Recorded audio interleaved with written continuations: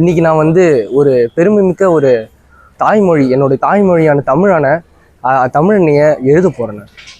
அது மட்டும் இல்லாமல் எங்கள் ஆசிரியர்கள்லாம் எனக்காக மட்டும் இல்லாமல் எல்லா மாணவர்களுக்காகவும் உழைத்து, அது மட்டும் இல்லாமல் நாங்களும் அவங்களுக்கு ஒத்துழைச்சி நாங்கள் நன்றாக படித்து, அது மட்டும் இல்லாமல் நாங்கள் தேர்வில் நிறைய மதிப்பெண் எடுக்கணும்னு ஒரு ஆசை. அது மட்டும் இல்லாமல் புதுச்சேரி அரசு பள்ளியில் சிபிஎஸ்இ பள்ளிகளாக மாற்றப்பட்ட நிலையில் கடந்த பிப்ரவரி 17ஆம் தேதி முதல் 10 மற்றும் 12ஆம் வகுப்பு மாணவர்களுக்கு சிபிஎஸ்இ பொதுத் தேர்வு துவங்கி நடைபெற்று வருகிறது.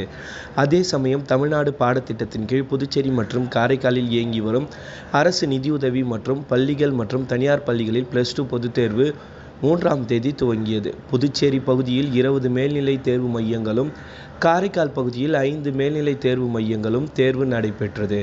இப்பணியில் மைய முதன்மை கண்காணிப்பாளர் மற்றும் துறை அலுவலர்கள் என ஏராளமானோர் கண்காணிப்பு பணியில் ஈடுபட்டனர். பப்ளிக் எக்ஸாம் தமிழ் எக்ஸாம் எழுத போகிறோம். அதுக்காக நாங்கள் எங்கள் கூட எங்கள் டீச்சர்ஸ் எங்களுக்கு மோட்டிவேட் பண்ணி இருப்பாங்க தினமும். அதுமாரி இல்லாமல் நாங்கள் காலையில் எழுந்தோடனே எங்கள் அம்மா அப்பா காலையில் பிளெஸிங்ஸ் வாங்கி இந்த எக்ஸாம் எழுதுகிறோம். அதுமாரி எங்களோட முயற்சி மட்டும் இல்லாமல் எங்களோட அப்பா அம்மா பிளெஸிங்ஸ் அண்ட் எங்களோட டீச்சர்ஸ், எங்களுக்கு கரஸ்பாண்டன்ஸ், அவங்க எல்லோரும் பிளெஸிங்ஸோட இந்த எக்ஸாம் எழுதுகிறோம். நிச்சயமாக நாங்கள் வெற்றி பெறுவோம். எங்களோட ஃபியூச்சர் அம்பிஷன் புதுச்சேரி பகுதியில் +2 தேர்வினை 84 தனியார் பள்ளியை சேர்ந்த 6979 பள்ளி மாணவர்களும் 173 தனி தேர்வாளர்களும் தேர்வு எழுதினர். காரைக்கால் பகுதியில் +2 தேர்வினை 16 தனியார் பள்ளியை சேர்ந்த 606 பள்ளி மாணவர்களும் 112 தனி தேர்வாளர்களும் தேர்வு எழுதினர். முதல் நாளான மொழி பாடத் தேர்வு நடைபெற்றது. தமிழ், இந்தி, பிரெஞ்சு, சமஸ்கிருதம் ஆகிய மொழி பாடங்களில் மாணவிகள் தேர்வு எழுதினர்.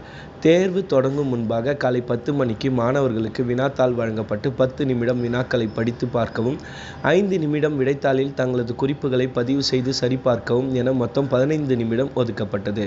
அதனைத் தொடர்ந்து 10:15 மணிக்கு விடைகளை எழுத மாணவர்கள் அனுமதிக்கப்பட்டனர்.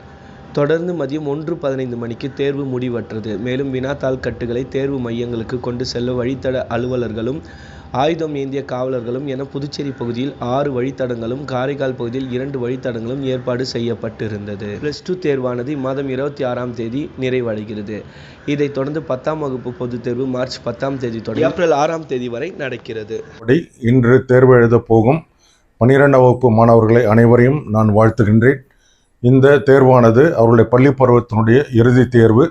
இந்த தேர்வுக்காக கடந்த 12 மாதங்கள் படித்து பல தேர்வுகளை எழுதி தங்களை முழுமையாக தயார் செய்துள்ளார்கள்.